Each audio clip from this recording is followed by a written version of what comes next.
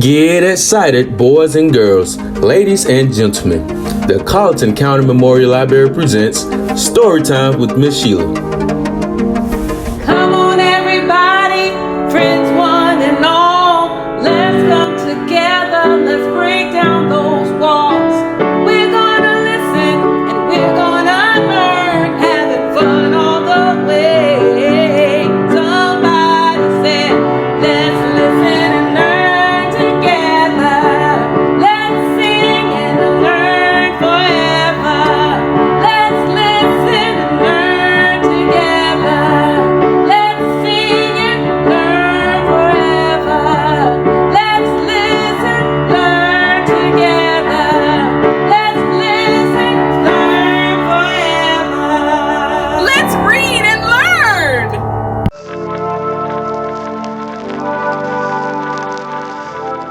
Hello, boys and girls, ladies and gentlemen. We are excited and so glad you have joined us on Storytime with Miss Shiela. So today we're going to read a book called A Story, A Story. Happens to be a Caldecott, one of the best children's books that you can read or hear. And we're going to get excited because Gail Haley does a great job telling about how stories came about. So get in your most comfortable seat. Let's get ready. Make sure no one's talking beside you. And let's go inside the book. A story, a story. We do not really mean that what we're saying is true. A story, a story. Let it come, let it go. Once old small children round my knee, there were no stories on earth to hear. All the stories belonged to Nyami, the sky god. He kept them in a golden box next to his royal stool. Anansi the Spider-Man wanted to buy the sky god stories, so he spun a web up to the sky. When the sky god heard what Anansi wanted, he laughed.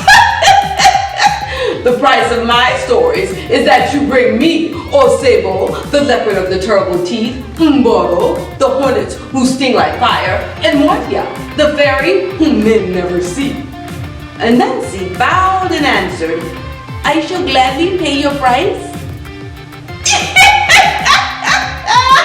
Chuckled the sky god. How can a weak old man like you, so small, pay my price? But Anansi merely climbed down to earth to find the things that the sky god demanded. Anansi ran along the jungle path, jolty, till he came to Osebo, the leopard of the terrible teeth. Oh, Anansi, said the leopard, you are just in time to be my lunch. Anansi replied, as for that, what will happen will happen. But first, let's play the binding game. How is it played? With vine creepers, explained Anansi.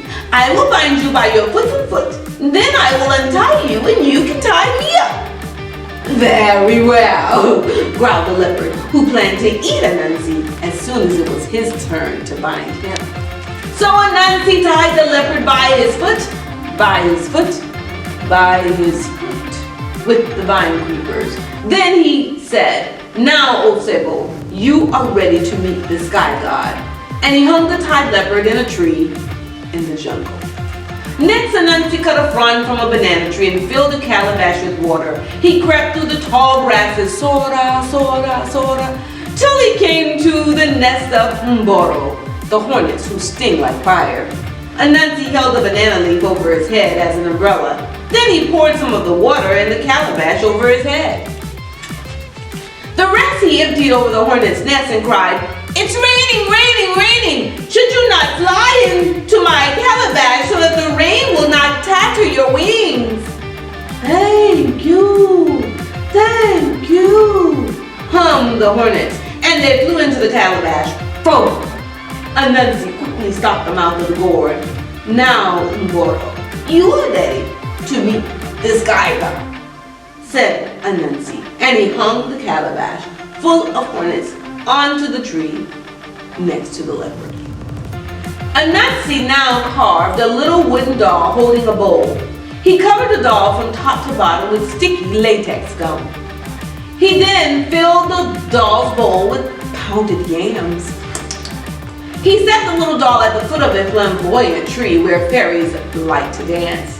Anansi tied one end of the vine around the doll's head, and holding the other end in his hand, he hid behind a bush. In a little while, Martia, the fairy whom men never sees, came dancing, dancing, dancing down to the foot of the flamboyant tree. There she saw the doll holding the bowl of yams. Martia said, "Come, baby, I'm hungry. May I eat some of your yams?" Anansi pulled at the vine in his hiding place so that the doll seemed to nod its head. So the fairy took the bowl from the doll and ate all of the yams. "Thank you, come baby," said the fairy, but the doll did not answer. "Don't you reply when I thank you," cried the angry fairy. The doll did not stir. "Gum, baby, I'll slap your crying place unless you answer me," shouted the fairy. But the wooden doll remained still and silent, so the fairy slapped her crying place. Pop! Her hand stuck fast to the gum baby's sticky cheek. "Let go of my hand or I'll slap you again!" Pop! She slapped the doll's crying place with her other hand. Now the fairy was stuck to the gum baby with both hands, and she was furious. She pushed against the doll with feet, and they also stuck fast. Now Anansi came out of hiding. "You are ready to meet the sky god, Martia." And he carried her to the tree where the leopard and the hornets were waiting. Anansi spun a web around Osebo, Mboro, and Martia. Then he spun a web to the sky. He pulled up his captives behind him and set them down at the foot of the sky god. "Oh, Niami," Anansi said, bowing low. "Here is the price you asked for your stories. Osebo, the leopard of the terrible teeth, Mboro, the hornets who sting like fire, and Martia, the fairy whom men never see." Niami, the sky god, called together all the nobles of his court and addressed them in a loud voice. "Little Anansi, the Spider-Man, has paid me the price I asked for my stories. Sing his praise, I command you. From this day and going on forever," proclaimed the sky god, "my stories belong to Anansi and shall be called Spider Stories." "Hee! Hee! Hee!" shouted all the assembled nobles. So Anansi took the box of stories back to Earth, to the people of his village. And when he opened the box, all the stories scattered to the corners of the world, including this one. This is my story which I have related. If it be sweet, or if it not be sweet, take some elsewhere and let some come back to me. And that is the end of A Story by Gail Haley. Thanks for watching.